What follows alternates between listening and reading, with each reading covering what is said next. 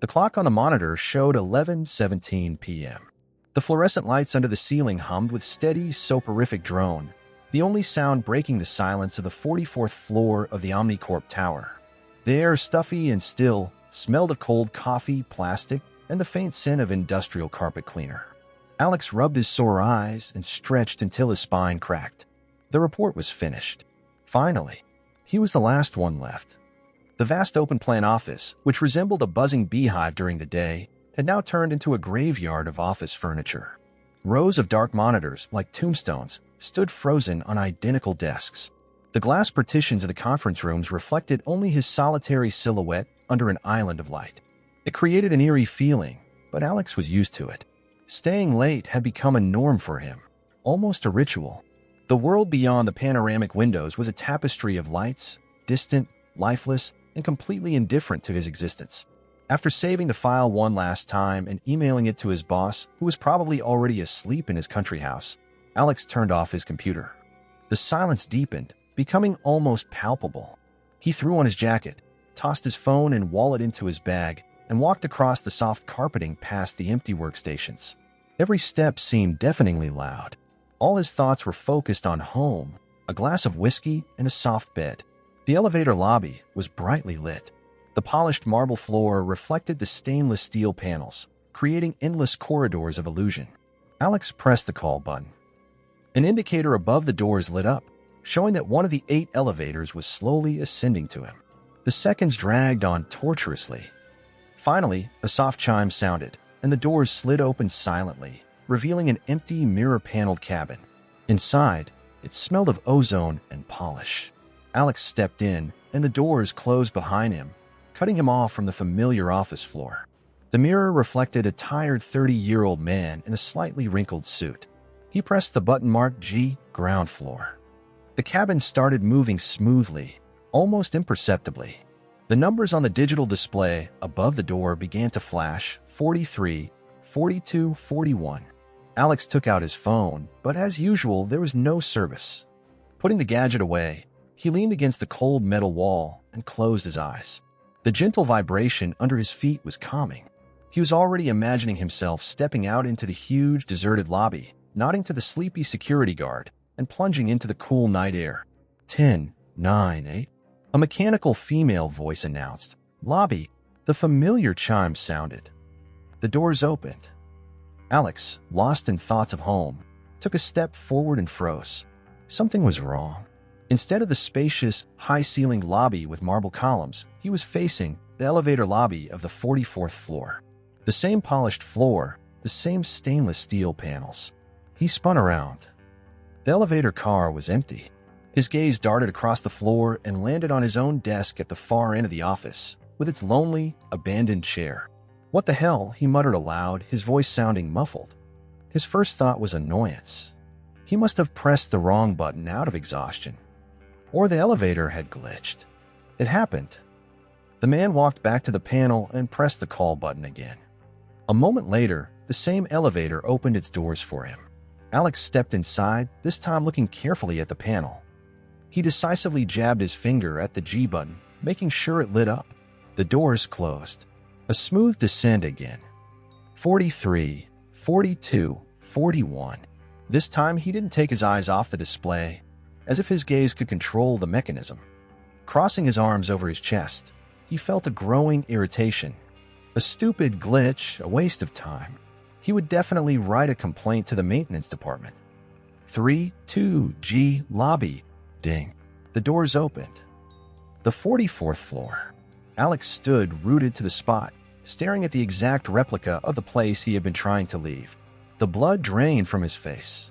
This no longer felt like a glitch. Irritation gave way to a cold, sticky knot of anxiety in his stomach. He slowly stepped out of the elevator, and the doors closed behind him. The silence was deafening. Looking around, he confirmed that everything was in its place. Absolutely everything. But something had subtly changed.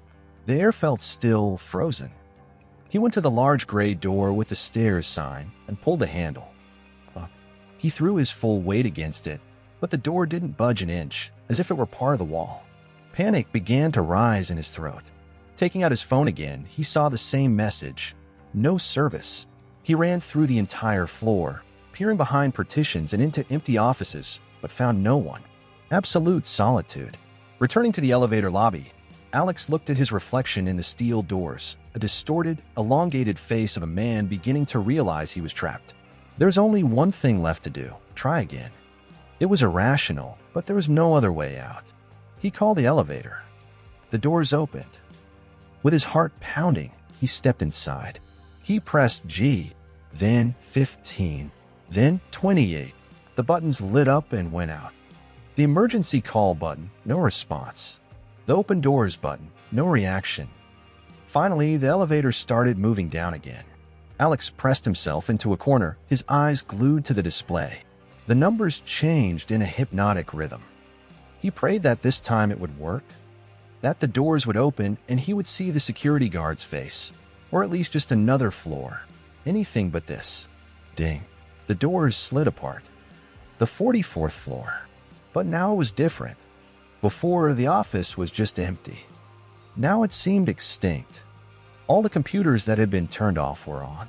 Their screens glowed with a steady, lifeless blue light, casting a ghostly glow over the vast space. The perfect silence was broken only by the hum of hundreds of running machines. Alex stood on the threshold of the elevator, not daring to step out. He looked at the silent parade of blue screens, and an icy chill ran down his spine. This was impossible. He had turned off his own computer. He had seen its screen go dark. And then he heard a sound. A quiet, barely perceptible scraping. It came from the farthest corner of the office, from the shadows where the blue light of the monitors didn't reach. It sounded as if someone were dragging something heavy across the carpet. He was not alone. Survival instinct, honed over millions of years of evolution, screamed one simple thing at him: stay in the elevator. Let the doors close. Let this metal box take him anywhere, even to hell, as long as it was away from this blue silence and the scraping in the dark. But the doors didn't close. They remained hospitably open, as if inviting him onto the stage of this nightmarish performance. The scraping stopped. The ensuing silence was 100 times worse. Heavy, viscous, and filled with an unspoken threat. Alex held his breath. Only the monotonous hum of computer fans. He thought he could hear his own heartbeat, loud and panicked, like a drum roll before an execution. Staying in the elevator forever was not an option. The thought was as clear and sober as a slap in the face. The elevator was part of the trap, not a path to salvation. To understand the rules of the game, he had to step onto the playing field. Swallowing a thick lump of saliva, he took a cautious step out of the cabin. His patent leather shoes sank silently into the thick carpet. The air in the office was cold, like in a crypt. The blue light from hundreds of monitors created a distorted, underwater reality. The shadows of desks and partitions stretched out, turning into long black fingers. He moved forward, crouching, darting from one row of desks to another like a soldier on a battlefield. Each desk was identical, a working computer with a blue screen, a keyboard, a mouse. Everything was perfectly clean, sterile. He passed Sarah's desk from accounting. She always had a picture of a golden retriever on her desk. It wasn't there now. The desk was empty, as was Mark's desk, which was always littered with energy bar wrappers. Clean. Fear mixed with a growing sense of unreality. This was his office, but at the same time, it wasn't.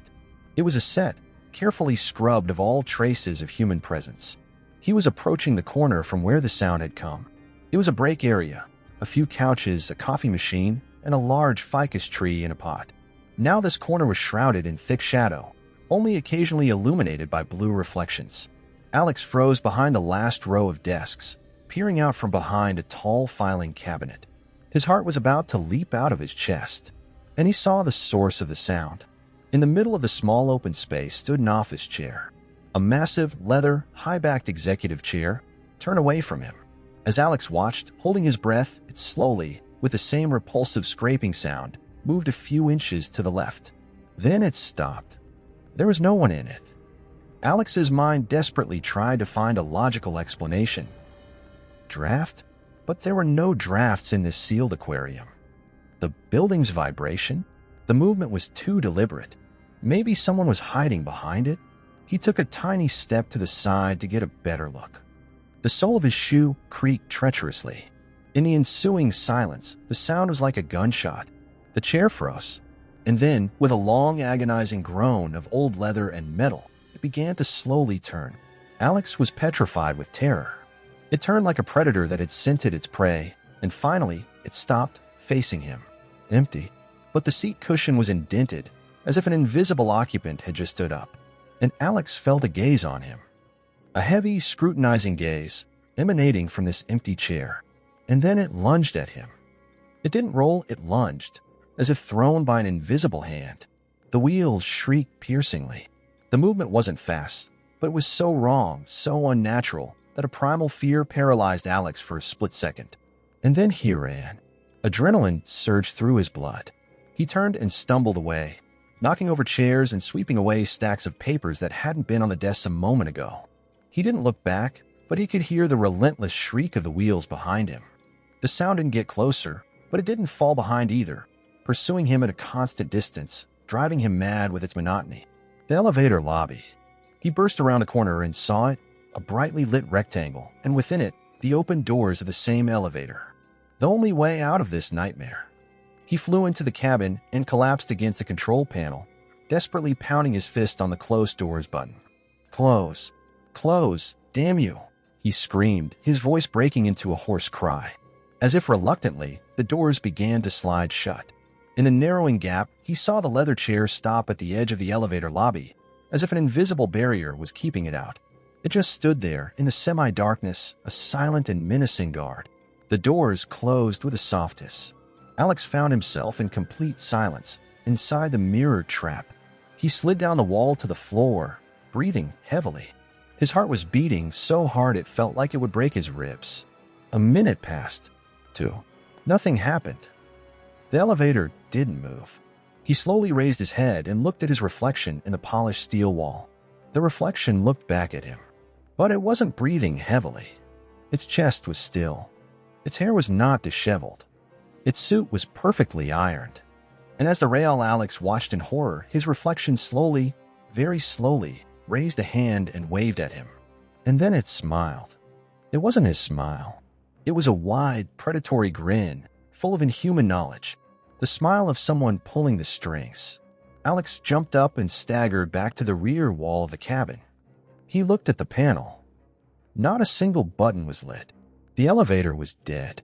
He was locked in a tiny box, face to face with his doppelganger, who lived its own terrifying life in the mirror world. And that doppelganger never stopped smiling its monstrous smile. A scream stuck in Alex's throat, turning into a silent gasp. He stared at the creature wearing his face. The double in the mirror slowly lowered its hand and pressed its palm against the shiny steel surface, as if it were glass. Its movements were smooth, deliberate, devoid of the panic and fear that gripped Alex. He felt like a puppet watching its puppeteer. Instinctively backing away, he hit the corner of the metal coffin. There was nowhere to retreat. He raised a trembling hand and, as if mesmerized, placed it on the wall opposite his reflection's palm. The cold steel burned his skin. For a moment, he thought he felt warmth through the metal, the warmth of another's living flesh. He snatched his hand away in terror. The double smile widened. It shook its head with a look of mild reproof, as if to say, "What's the matter? We've only just begun to play." Then the reflection turned away and calmly walked over to the control panel in its mirror world. Alex watched its every move, unable to stir. The double unhurriedly raised a finger and pressed a button. In that instant, something clicked in the real cabin. A single button lit up, the one with the number 44. The elevator shuddered, but it didn't go down. A deafening grinding sound filled the air, as if giant gears were turning in the wrong direction. The cabin lurched upwards. The digital display above the door went haywire.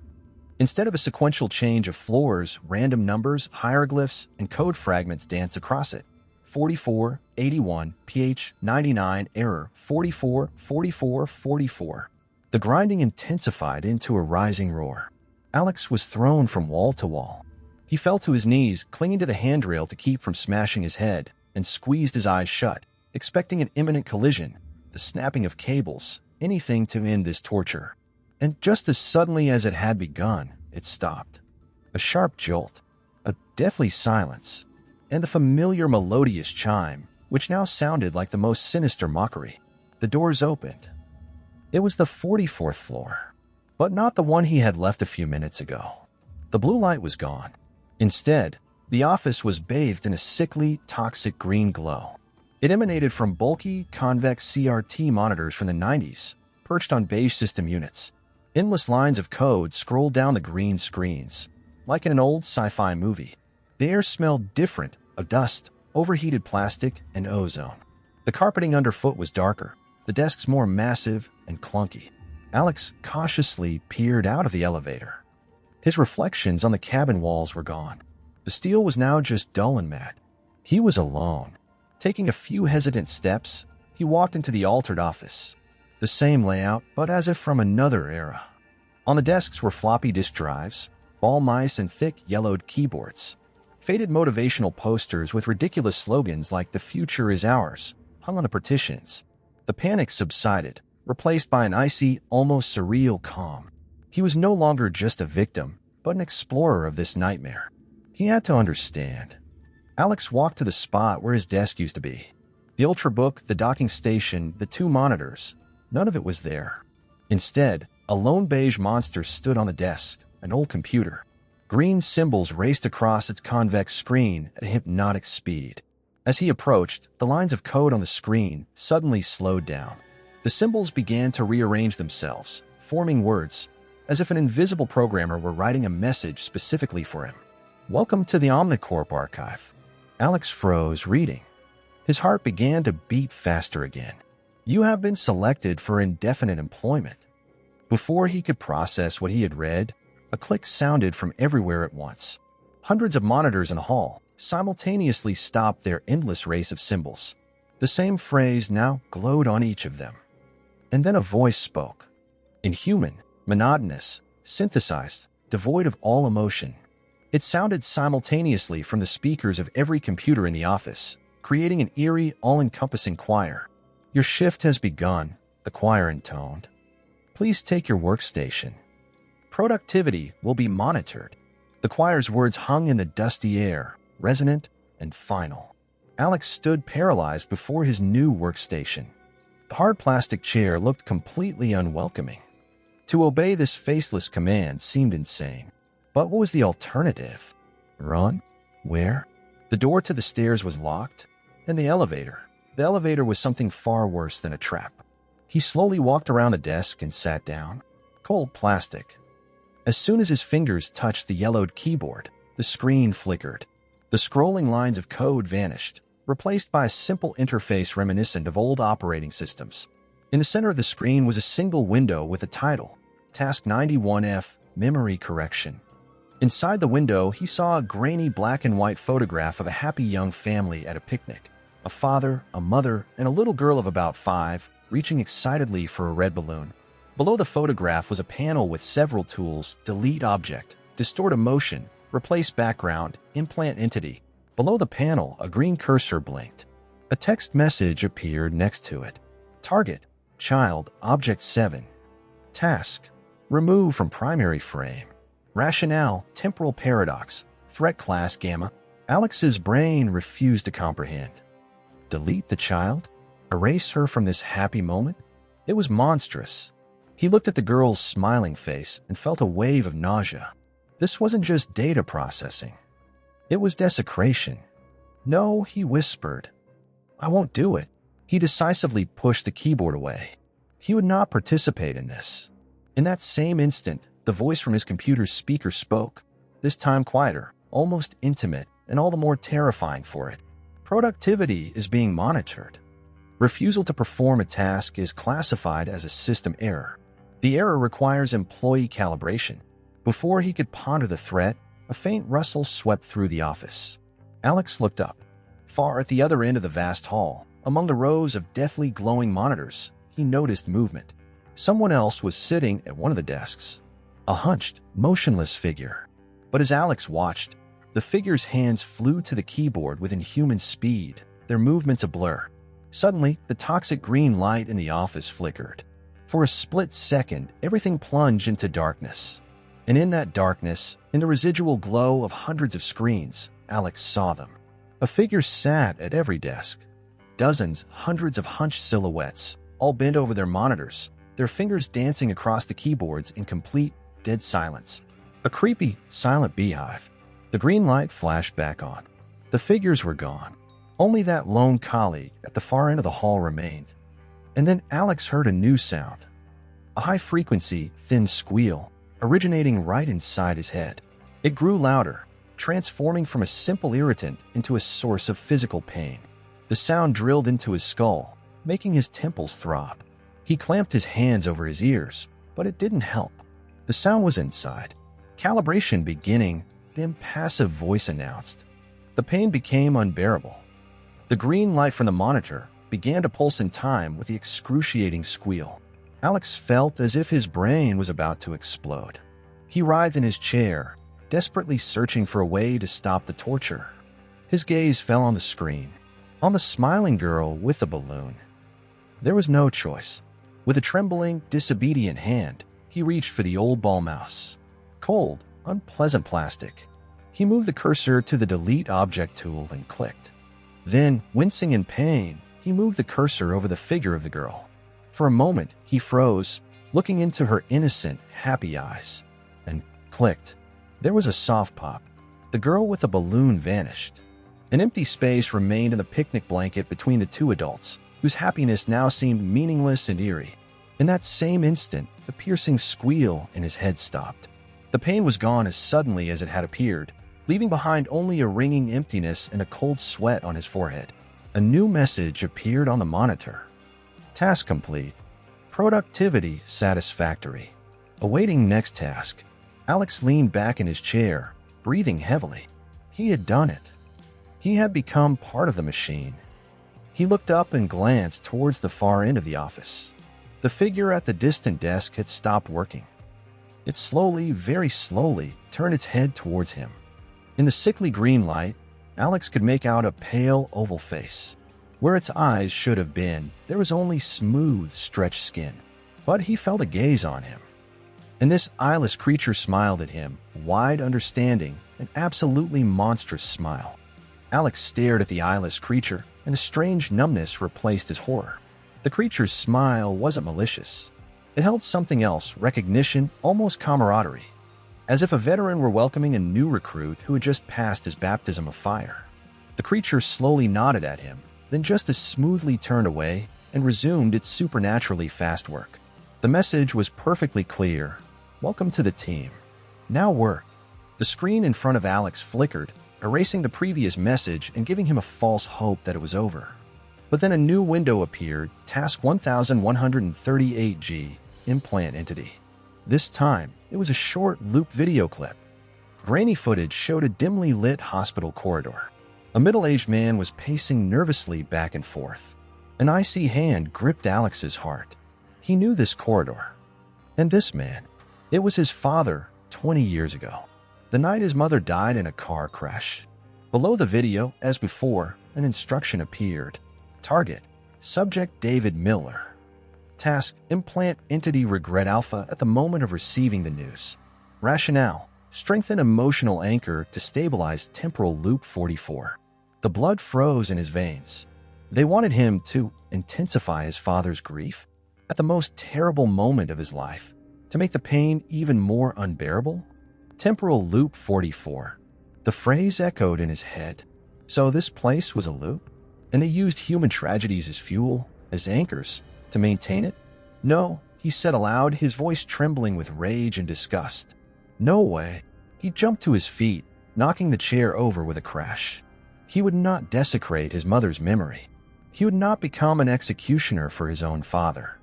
Any calibration was better than this. But this time, there was no squeal, no pain. The system's reaction was different. The toxic green light from the monitors grew brighter. The shadows thickened, becoming almost tangible. From the acoustic panels on the ceiling, thick black cables began to descend slowly, like industrial vines. They writhed like snakes, and steel clamps and needles glinted at their ends. The eyeless colleague paid no attention to this. But from the shadows between the rows of desks, from the dark corners, others began to emerge. The other employees. It was a nightmarish panopticon. One had a vertical slit with small teeth instead of a mouth. Another had half a dozen eyes of different sizes scattered chaotically across its face. A third was unnaturally tall and thin, its joints bending at impossible angles. They all moved slowly, inexorably towards him. They were the calibration. Alex understood his choice. Either he committed this monstrous act, or these creatures would get to him and do something unimaginable to him. The cables descended lower. The grotesque figures drew closer. Panic, cold and all-consuming, won. He rushed back to the desk, picked up the chair, and sat down. The movement stopped. The cables froze, swaying in air. The monsters stood still in the aisles, their numerous eyes and eyeless faces turned towards him. They were waiting. Tears of rage and helplessness streamed down his cheeks. He grabbed the mouse. His hand was shaking uncontrollably. He moved the cursor to the implant entity tool, which looked like a pulsating drop of black tar. He forced himself to look at the video. There, a doctor was coming out of an office door. There, he was approaching his father. There, he was saying the fateful words. Alex saw his father's face crumble like a mask. His hope gave way to disbelief and then to a bottomless, crushing grief. The exact moment. He dragged the black drop onto his father's figure. For a split second, he hesitated. He saw before him not just pixels, but a living person, his own flesh and blood, and clicked. The effect was instantaneous. A wave of pure, concentrated grief, despair, and regret crashed over him, passing through the screen and striking him directly in the soul. It was his father's pain, but amplified 1,000 times, turned into a weapon. It was so strong that it took his breath away. His scream was drowned in this mental tsunami. Clutching his chest, he collapsed from his chair onto the floor. Writhing on the old carpeting, he saw the message on the screen change. Task complete. Productivity high. Temporal loop 44 stabilized. Credits awarded. Consciousness was fading. The last thing he saw was the eyeless face of his colleague, and there was no longer a smile on it. Instead, there was an expression that could be interpreted as approval, or maybe even pity. Alex didn't know how long he lay on the floor. Time here was a viscous and constant substance. He woke up in complete silence. The echo of his father's grief had subsided, leaving only a dull emptiness in his chest. He sat up looking around. The office was the same as before. The grotesque colleague had disappeared. The cables had retracted into the ceiling. Only the eyeless figure at the far end of the hall continued its endless work. Everything had returned to its initial state. With difficulty, he got up and went back to his desk. A new interface awaited him on the screen. Credit balance 1. 1 credit. For torturing his own father. The thought brought on a wave of nausea.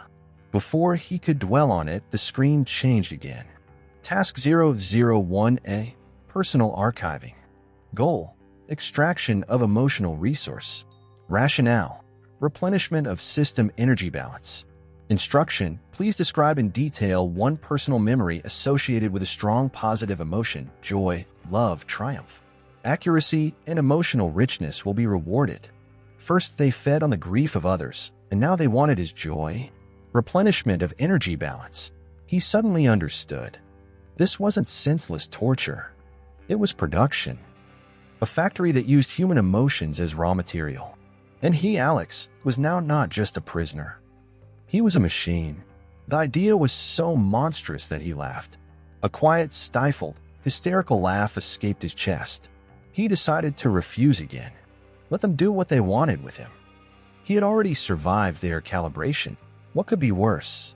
He leaned back in his chair and crossed his arms over his chest, looking at the screen with a defiant smirk.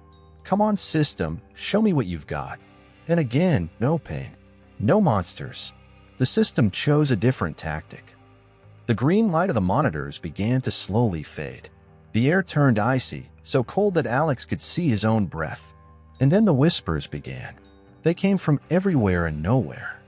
Hundreds of voices whispering simultaneously, overlapping each other, creating a prickly, unpleasant cocoon of sound. At first, it was just white noise, but then Alex began to distinguish words, and the blood froze in his veins. Remember how she laughed when you slipped on the wet leaves? A female voice whispered, sounding like his ex-girlfriend Chloe's. but the laughter in the background was malicious, mocking. Your first home run in the school league. Your father was so proud. A male bass rumbled, sounding like his coach's, but behind it, he could hear giggling. Stupid boy. Thought he was worth something. These were his memories. His brightest moments. And this system was twisting them, desecrating them, turning them into poison. This wasn't torture, it was a demonstration of power. The system was telling him, you can give us one memory voluntarily, or we will take them all and turn your past into a personal hell. A choice between amputation and gangrene. The whispering grew louder, more venomous. Alex clamped his hands over his ears, but the voices were in his head. He fell to his knees, shaking his head. Stop, he screamed into the void.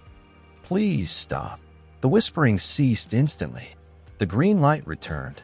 A cursor blinked on the screen, inviting him to start typing. Trembling all over, Alex went back to his desk. He couldn't take it anymore. He would choose himself. He would give them something he could survive losing. Something simple.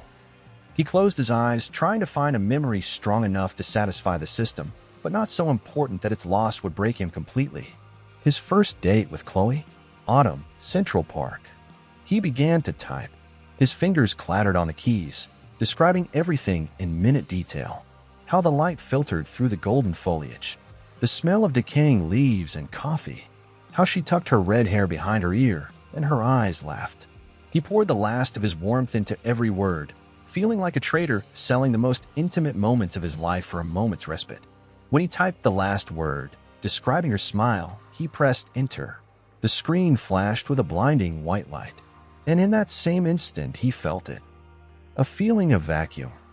A sharp, surgically precise stab of cold right in the center of his consciousness. He blinked. The white light was gone.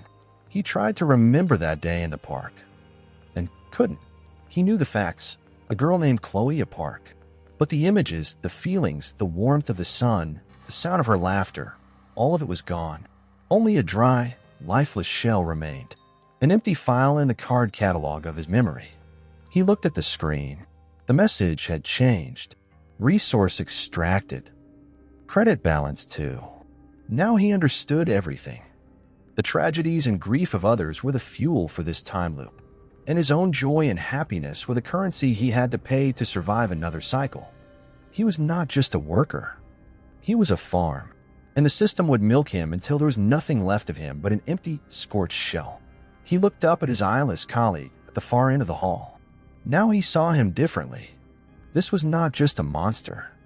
This was the future, the final product of this factory. A being from whom everything that made him alive had been taken. And the horror of this realization was deeper and colder than anything he had experienced so far. The cycle began. At first, he tried to count them, but soon lost track. Task, personal archiving, task, archiving. With each cycle, he became more empty and more efficient. He learned not to think. He saw targets on the screen, not people. Files, not memories. He distorted wedding photos, implanting a shadow of doubt. He erased the faces of pets from family portraits. He implanted irrational fears into children's dreams. He was a vandal in a museum of human souls. And then he sold his own exhibits. His school team's championship victory sold. The feeling of triumph vanished, leaving only an entry in an old yearbook. His first kiss in the rain sold. The sensation of wet hair and the warmth of another's lips turned into a dry line in a biography. The day he received his college acceptance letter sold. Joy became an abstract concept, like a theorem he had once learned but never understood. His credit balance grew 3, 4, 5. He saved them, not knowing why. Too broken to resist, but not yet enough to fully accept the rules of the game. He just worked like a machine. His inner world, once bright and vibrant, now resembled a faded photograph. One day, after a particularly dirty task, a new window appeared on his screen, overlapping the credit award message. The title read, Omnicorp Commissary. Below the title was a devilish price list. Delta category items, sensory, asterisk taste, freshly brewed coffee, 5 seconds. 3 credits. Asterisk sensation, warm shower, 10 seconds. 5 credits. Asterisk sound. Rain against a window. 30 seconds. 7 credits. Asterisk scent. Freshly cut grass. 3 seconds. 4 credits. Gamma category items. Emotional. Asterisk feeling. Calmness. 1 minute. 12 credits. Asterisk feeling. Satisfaction. 15 seconds. 10 credits. Asterisk feeling. Absence of fear. 5 seconds. 20 credits. Alpha category items system. Asterisk skip next calibration. 35 credits. Asterisk postpone personal archiving. 1 cycle. 50 credits. Asterisk access system log forbidden. 999 credits. Alex stared at the list, and a coldness that had nothing to do with temperature chilled him to the bone. This was the pinnacle of cynicism. They took everything that made him human from him, and then offered to sell him tiny, pathetic simulations of those same feelings for a currency earned through suffering. They had created the perfect prison. Not just for the body, but an economic system for the soul. They didn't just torture him. They forced him to become a participant, a consumer in this hellish ecosystem. The desire to taste coffee, the desire to be free of the all-consuming fear for a minute, it was both the carrot and the stick. They made him want to work, want to be a good slave. He stared at the line absence of fear, 5 seconds, 20 credits, and felt a desperate, humiliating desire awaken within him. Just 5 seconds without this icy knot in his stomach. The temptation was almost physical. And at that moment, when he was on the verge, a cursor blinked in the corner of his screen. A tiny, barely noticeable chat window appeared. It contained a single message. It was not from the system. The fonts were different, uneven, as if typed by a trembling hand. The message consisted of a single character. Alex slowly looked up from the monitor. He looked to the far end of the hall, at his eyeless colleague. For the first time in all this time, the creature was not working. Its long, pale fingers were frozen above the keyboard, and although it had no eyes, Alex felt with his entire being that it was looking directly at him, waiting for an answer. The question mark on the screen pulsed like a living thing. In this world, there were no questions, only orders and their execution. A question implied dialogue. Dialogue implied the existence of 2 separate consciousnesses, and that was the most terrifying and most hopeful discovery of his time here. He was not alone, but this thought brought not relief, but a new wave of paranoia. Was it a trap? Another system test, designed to detect the last remnants of his will to resist? He imagined that as soon as he answered, all the monitors would flash red, and a voice would announce the start of an emergency calibration. He glanced at the commissary. 5 seconds without fear for 20 credits. That was the price the system offered for his peace of mind. And what if this question mark was an alternative offer? Alex took a deep breath. He had to answer. The risk was enormous, but the alternative, an endless cycle of self-destruction, was even worse. The main thing was how to answer. Any text could be intercepted. He had to use their own language. His gaze fell back on the commissary. The taste of coffee. 3 credits. Cheap. He moved the cursor to that line but didn't click. Instead, he highlighted the text, copied it, and pasted it into the tiny chat window. Then he deleted everything but one word, coffee.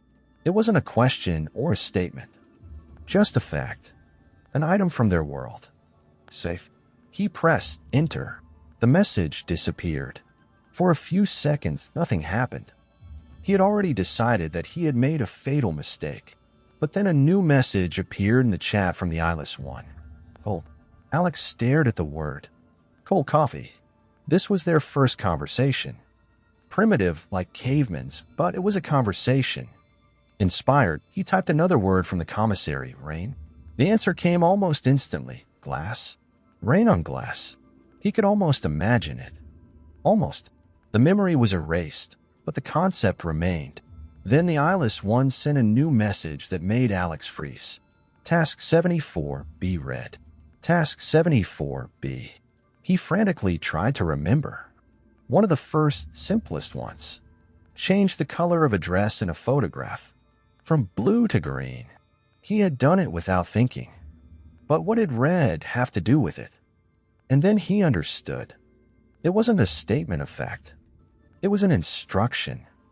With trembling hands, he opened his personal archive of completed tasks. The system conveniently stored everything. He found task 74B and opened the file, a woman in a blue dress against a summer garden backdrop. He began to study the image carefully, zooming in on every pixel. Then he found it. In the very corner, almost invisible, in the shadow under a rose bush, lay a tiny red button. The system, in its blind logic, had not noticed it, focusing on the main object. It was a glitch, a blind spot. A new message in the chat. Do you see? Alex typed yes. The system is blind. It only sees what it's looking for. We can hide things in the shadows, in the echoes, in the errors. This explanation hit Alex like a ton of bricks.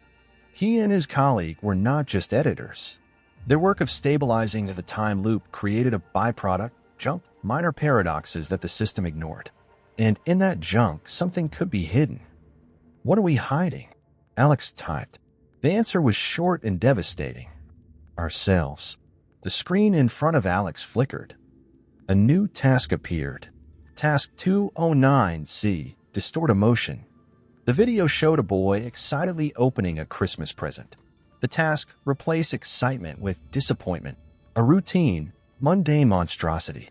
But at the same time, a message appeared in the chat from the eyeless one. The gift. Inside, the smallest soldier. Make him green. A very dull green. 0R17G0B. Finish the task as usual. Quickly. This was a test. The first real assignment.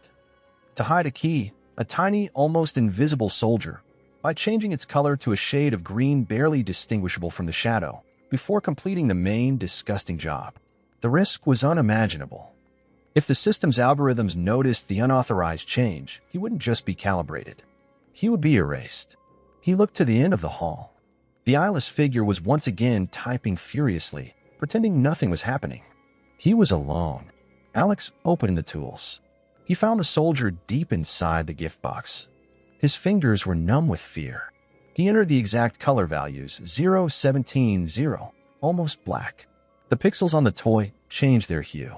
Then he switched to the main task, took the Distort Emotion tool, and hovered it over the child's beaming face. He felt like a surgeon hiding a stolen diamond inside a patient before cutting out his heart. He pressed the button. The boy's face contorted. Excitement was replaced by bitter disappointment. Task complete.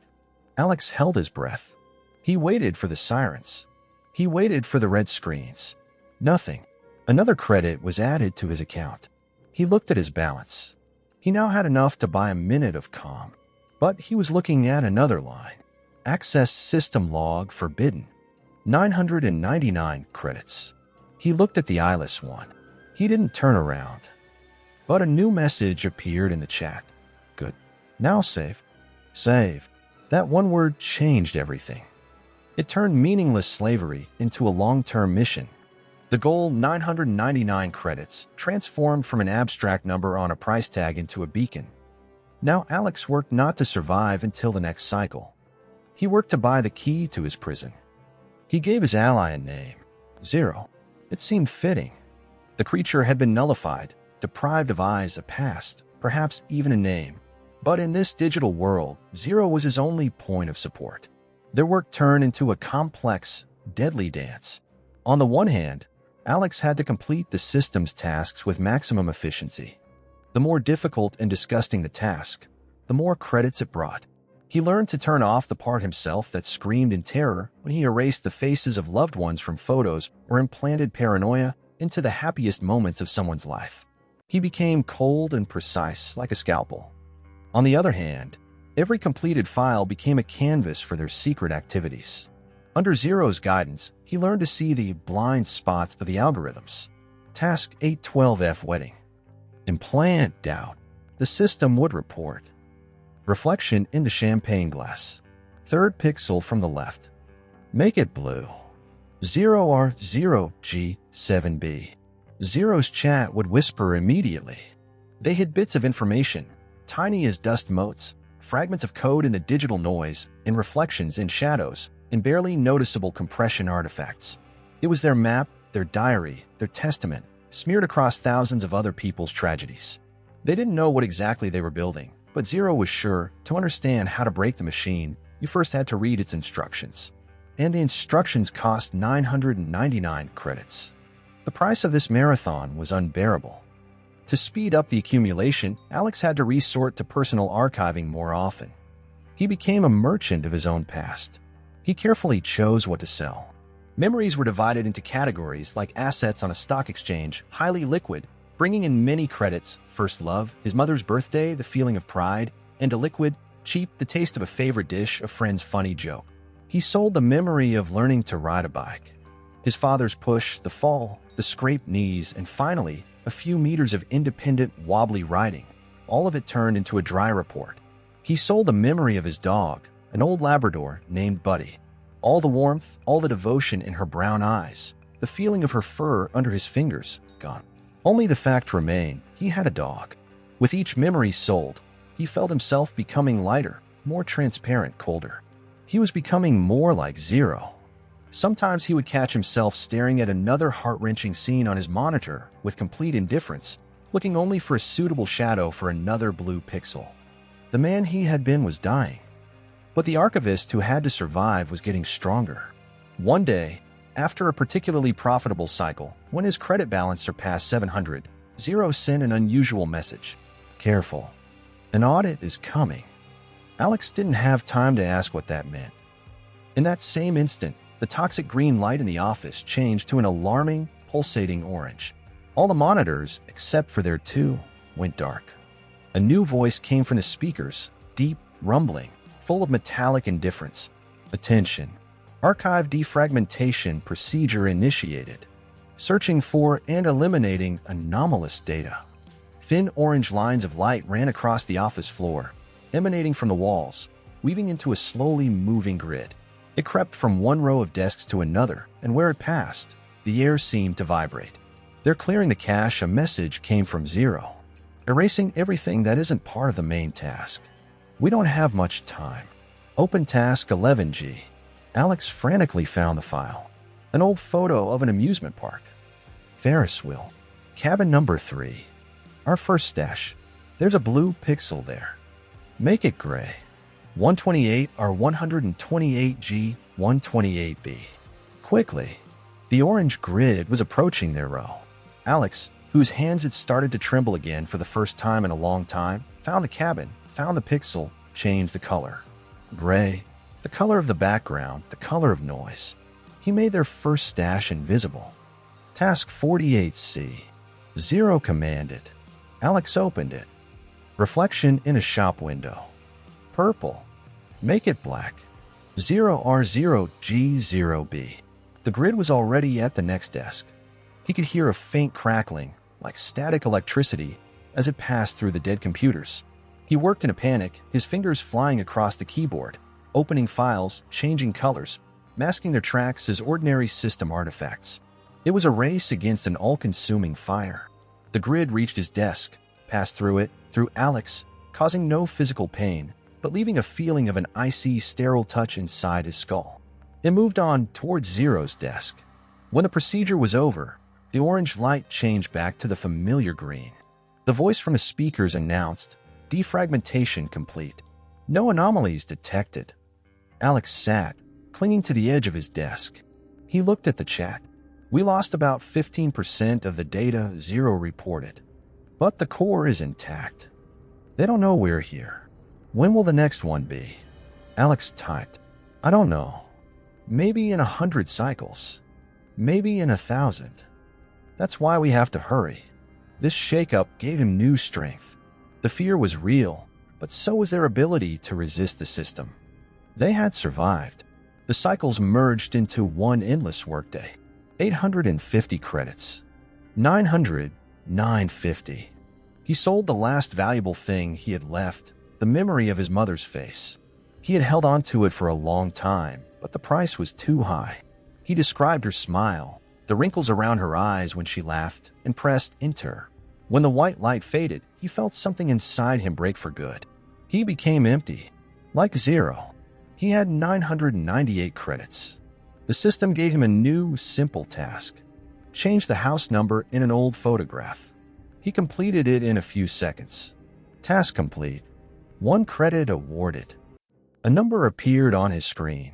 Credit balance, $9.99. He froze, staring at the number. It seemed unreal. He slowly looked up and glanced to the far end of the office. Zero was not working. His long fingers lay motionless on the keyboard. Alex waited. A single word appeared in the chat window. Ready? Alex looked at the short word in the chat window, then at the number 999 on his screen. Was he ready? The question was absurd. The person who would have been ready or not ready had died many hundreds of credits and memories ago. Only a function remained. Purpose. He was an instrument awaiting a command. He typed a reply, just as short and emotionless. Yes. He opened the commissary menu. The air in the office felt thick and heavy, as if the system sensed that something was about to happen. He scrolled past the pathetic offerings like the taste of coffee and the sensation of a warm shower. His finger hovered over the last line. Asterisk access system log forbidden. 999 credits. He clicked. A confirmation window appeared on the screen. Are you sure? This action is irreversible and violates Employee 77B's protocol. Employee 77B.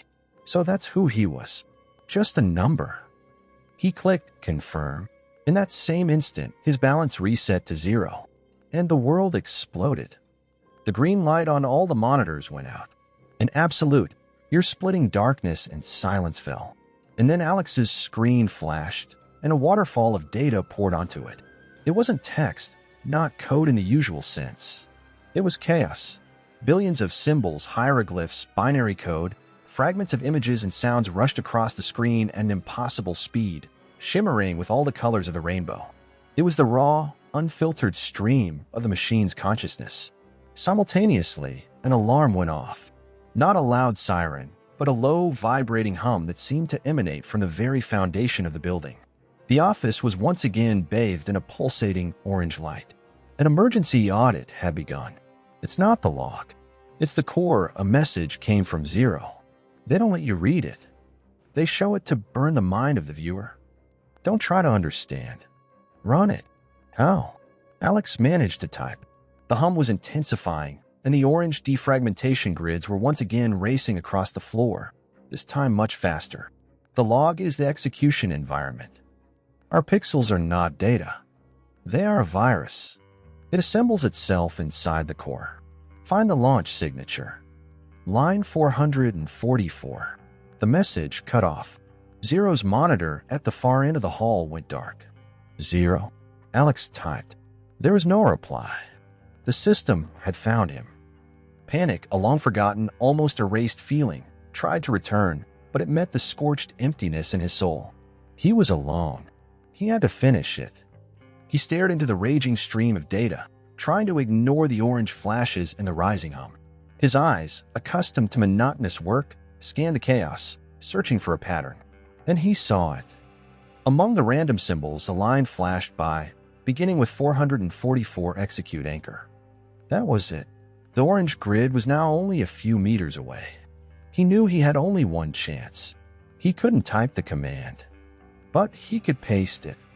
He frantically opened his last completed task, the one where he had changed the house number. He copied the image. It was pointless, but it was the only thing he could copy. The moment the line 444 execute anchor flashed across the screen again, he pressed Ctrl+V. The system froze for a moment. Pasting a raster image into the core of an operating system was such an absurd, illogical error that the security protocols didn't know how to react. That split-second pause was enough. The virus, which he and Zero had so long and painstakingly assembled from colored pixels scattered across thousands of files, recognized this error as a command. It assembled itself from individual bits into a single executable code and ran. The green code on Alex's screen began to be covered in pockmarks, the blue, red, and gray pixels they had hidden. The virus began to devour the system from within. The alarm's hum changed to a deafening grinding sound. The orange light flickered and went out. The entire office was plunged into semi-darkness, illuminated only by the dying light of Alex's monitor. Reality began to crumble.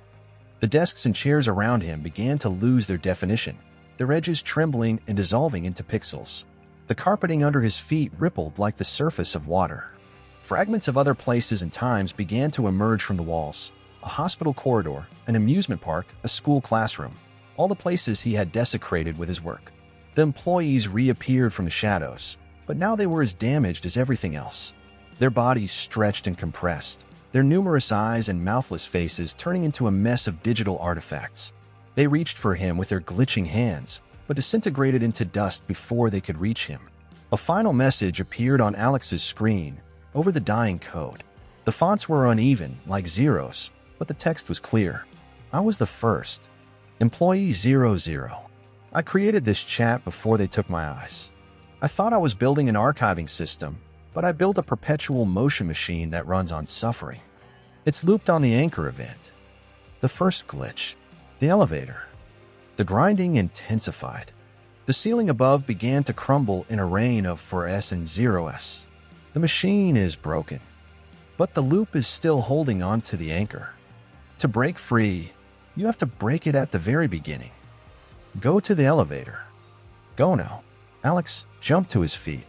The world around him was an agonizing nightmare of digital noise and scraps of other people's lives. Herein, the floor beneath him was turning into an abyss, and he had to jump between islands of stability, surviving pieces of carpeting and furniture. He broke out into the elevator lobby. The decay was even worse here.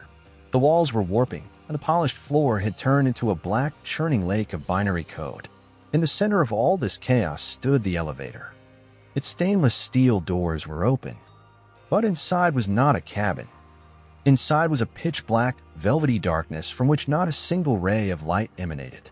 And from this darkness, something was looking at him. It had no form, no face.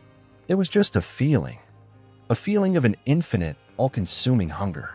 This was the first glitch, the source of everything. The one who had been waiting for him in the elevator at the very beginning. He stood on the edge of a disintegrating world, staring into nothingness. The hunger emanating from the elevator was not just a feeling. It was a physical force, a gravitational anomaly that was pulling the scattered pixels of reality towards it. It was sucking in scraps of memories, distorted images, the sounds of others' grief, all the fuel that had powered this infernal machine. And it was pulling Alex towards it. He could feel his own barely existing body wanting to succumb to this pull. But he knew he couldn't. To feed this creature would mean restarting the cycle. To give it what it craved would mean strengthening the anchor that held this loop. Zero had said, break it at the very beginning. The beginning, that was him. Alex, a tired office worker who had stepped into this elevator, full of ordinary human emotions, fatigue, irritation, anticipation of rest. It was these simple, basic feelings that had become the first spark, the first resource that the glitch had captured. The system had found its first meal. How can you fight hunger? How can you kill an emptiness that wants only one thing to be filled? The answer came to him with an icy, desolate clarity. He looked at his hands, pale, almost transparent in the agonizing light of the dying simulation. He looked inside himself, where joy, love, grief, and fear had once been. And he found nothing. Absolutely nothing. He had sold everything. Every bright memory, every shred of his personality had been exchanged for credits. The system had drained him dry, turning him into the perfect worker, efficient, dispassionate, and utterly empty. It had created the very weapon that could destroy it. You can't feed hunger with emptiness. He took a step forward. The churning lake of code did not swallow him. He walked on its surface as if on water, leaving no trace. He was no longer entirely real. He was as much a glitch as everything else. He approached the open elevator doors and peered into the bottomless darkness. The hunger intensified. He felt invisible tentacles probing his consciousness, searching for something to latch onto, a remnant of fear, a glimmer of hope, even a shadow of regret. But they found only a smooth, polished surface of nothingness. He was a mirror, reflecting the emptiness back at itself. He took one last step and walked inside. The darkness closed around him. For a moment, there was nothing. No sound, no light, no sensation. He just was. A point of zero consciousness in the center of absolute nothing. And then the creature lunged at him. He didn't see it, but he felt it trying to consume him. It was like a mental pressure from all sides, an attempt to find anything in him that could be digested, assimilated. It searched for his memories, his emotions, his self. Alex did not resist. He simply let it in, and it choked. He was poison. He was a paradox the system could not resolve. An entity designed to consume emotions had encountered an object that had none. It was like throwing a vacuum into a vacuum. A sound erupted. Not the grinding of metal, not the hum of an alarm. It was a piercing, high-pitched wail, the sound of the very fabric of reality tearing. The anchor found no purchase. The loop, held by this single event, began to unravel at a catastrophic speed. The world outside the elevator vanished. The crumbling office, the digital noise, the scraps of memories, all were pulled into the point where Alex was and annihilated. The darkness around him began to crack, shot through with blindingly white lines. He felt his own ghostly body beginning to disintegrate as well, but it wasn't painful. He was just code, and he was being deleted. He had completed his final task. White light filled everything. And then it all stopped. He was standing in an elevator. The walls were mirrored. Bright, clean light. He looked at the panel. The G button was lit. He looked at his hands. They were solid real. He was wearing the same slightly wrinkled suit. A soft chime sounded. A mechanical female voice announced, "Lobby, the doors opened." Before him was the huge, brightly lit lobby of the Omnicorp Tower. Marble columns, a security desk where a sleepy night guard sat. Everything was as it should be. He took a step out of the elevator. His shoes clicked loudly on the real, solid marble floor. He walked past the guard, who lazily looked up at him and nodded. Alex nodded back. He walked to the huge glass doors and pushed them open. The cool, damp night air touched his face. He took a deep breath. It smelled of wet asphalt and exhaust fumes. The most beautiful smell in his life. He was free. He had done it. He stood on the sidewalk, watching the cars go by, the city lights. He tried to feel joy, relief, anything. But inside, there was only silence. The emptiness he had brought back with him. He was a blank slate, a man without a past. And when he looked at his reflection in the dark glass of the skyscraper, he saw a tired man in a wrinkled suit. But something was wrong with his eyes. They were calm, cold, and utterly, completely empty. And then, in the depths of the reflection, behind his shoulder, he saw a single light flash on and off for a moment in one of the windows on the 44th floor.